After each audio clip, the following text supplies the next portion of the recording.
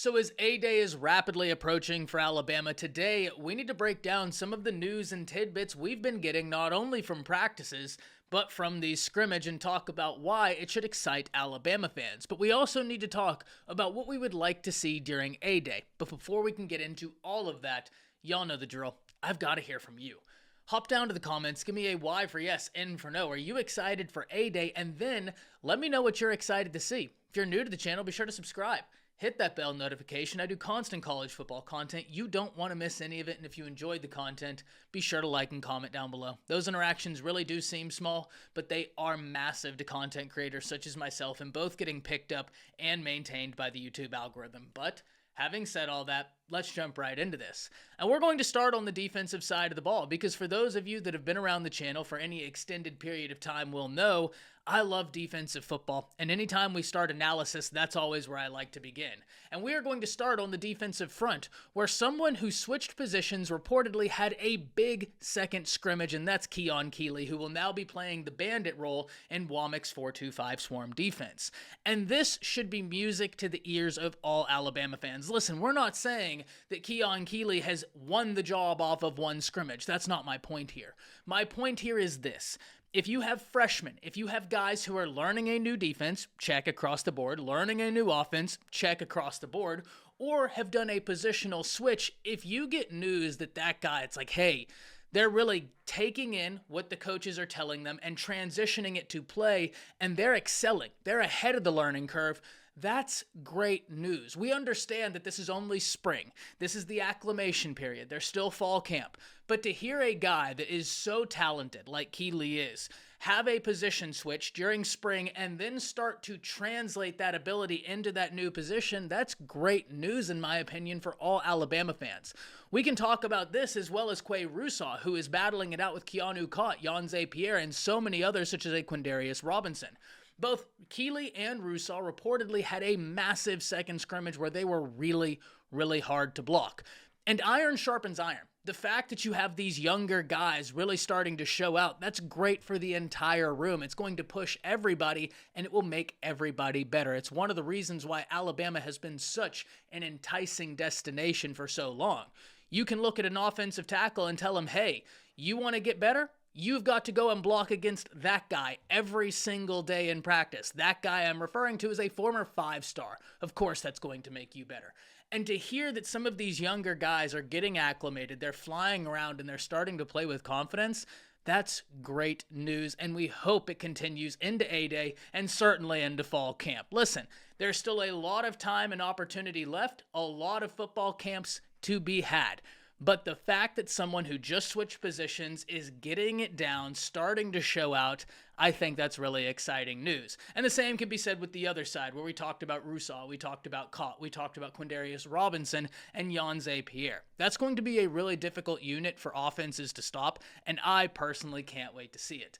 The other area I'd like to talk about is the defensive back room, because one of the things I've maintained is that that was Nick Saban's parting gift to the Crimson Tide. When you look at Mo Linguist, he's now in a situation where he's coming from being the head coach of Buffalo to now the cornerback coach at Alabama. He got 3 5-star defensive backs in one class. Like I said, Nick Saban's parting gift. He didn't have 3 5-star defensive backs on the entire roster of Buffalo, let alone 3 5-stars. So if you tell Mo Linguist, hey, you're in the middle of a rebuild, he'd probably say, yeah, we got a lot of young guys that are still learning, but I am so excited about the talent in the room. And per reports, that talent is showing. Coach Womack was saying they don't play like freshmen. They're flying around, they're making plays, and they're getting acclimated. And once again, it's only spring. So we're not sitting here saying, oh, so-and-so has unquestionably won a job. But what we are saying is that it's great to hear young players getting it down, playing with confidence, and really starting to showcase their abilities. And when you look at this freshman defensive back class, there are several different names we need to talk about. Jalen Mbakwe is going to be really hard to keep off the field because of his ability as a defensive back, but also as his ability as a returner. Whether that be on kick returns or punt returns, he is super athletic. Then we talk about Zabian Brown, someone who technically is just so gifted. I remember during the All-American games, they were praising his technical ability, saying, hey, this guy is Mr. Consistent out there, just super technical, super savvy, and a really great player. And then you have Zay Mincy, someone who those of you who've been around the channel will know I am really excited about because Zay Mincy's athleticism, versatility, and size that he brings to the table. So I'm really excited to continue hearing how this defensive back room continues to progress, but it's not just relegated to the cornerbacks. We also have to talk about Hitchler's group, where Keon Sabb is going to be an absolute difference maker in this defense. Keeping Malachi Moore was huge because of his football IQ, but then you talk about guys such as a Red Morgan, a Tony Mitchell, a Dre Kirkpatrick Jr., a Devontae Smith, all of these guys battling it out for the remaining defensive back spots. And per reports, Red Morgan has been a really impressive young player who continues to show out and is continuing to push the room. And that is music to my ears. Now, we could talk about the inside linebacker group for Alabama, but I have long maintained that I think Lawson and Campbell are going to be a top linebacker duo in all of college football, and certainly that hasn't changed. Let's flip the script and talk about the offense. We'll start with the offensive line because this is where I have the largest questions pretty much for the entire roster. How is this offensive line going to look? And I'm not going to bore you. I've talked about it time and time again, how Alabama's offensive line must be more consistent. They've averaged the 99th offensive line in terms of sacks allowed over the course of the past 3 years, and that just can't continue if you want to play winning football. Well, whenever we look at the offensive line, I think guard is an area where all Alabama fans are going to be super happy. Center is still a bit of a question. The situation with Parker Brailsford, him returning to the team, him getting acclimated, him working. But it is great to hear that James Brockermeyer has been showing out and been playing really good football. That excites me as someone who covered James Brockermeyer in high school. He's from just down the road from where I'm currently sitting, so that's really exciting to hear and really exciting that there's competition there. But we also need to understand that the major question here is the tackle position. What is this left tackle going to look like? What is the right tackle going to look like? And yes, there are some talented pieces, but we just need to see it because that has been a major hindrance for Alabama, or at least was a major hindrance last season.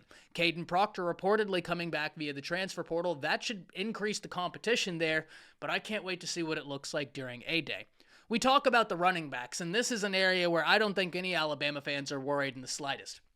You've got Jam Miller, you've got Justice Haynes, you've got Richard Young, you've got Daniel Hill, all of which are fantastic options, all of which have things to add into this offense that make them real hard to keep off the field. We can talk about tight end where Dipri, Oots making plays, Danny Lewis out there. I'm really excited for this unit because I think it's the often forgotten about unit within this offense, and I'm interested to see how this new offense is going to utilize their ability. Something I can't wait to see during A-Day.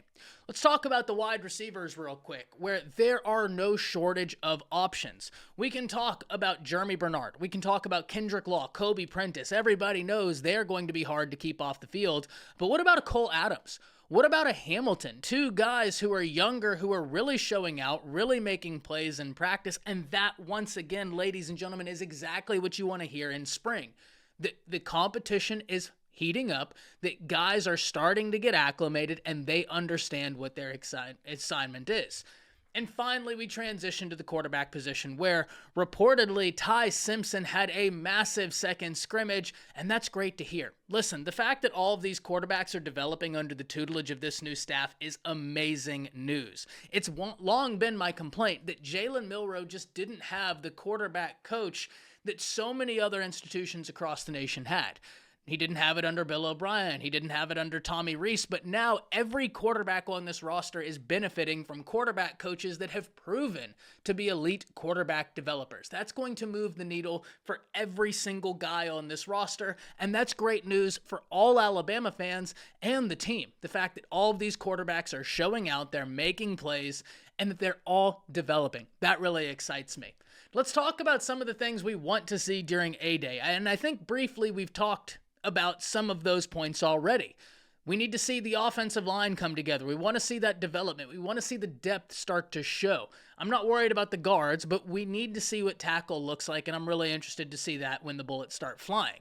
I'm very excited about the interior of this defensive line. Once everybody gets healthy, I think it could be a real strength to this defense. But having said that, I can't wait to see how the offensive line tries to mitigate the pass rush and how the defensive backs can try and make plays in this new system that allows them to be a bit more fluid. I can't wait to hear from all of you. Hop down to the comments. Let me know what you're excited to see. That's it. See ya.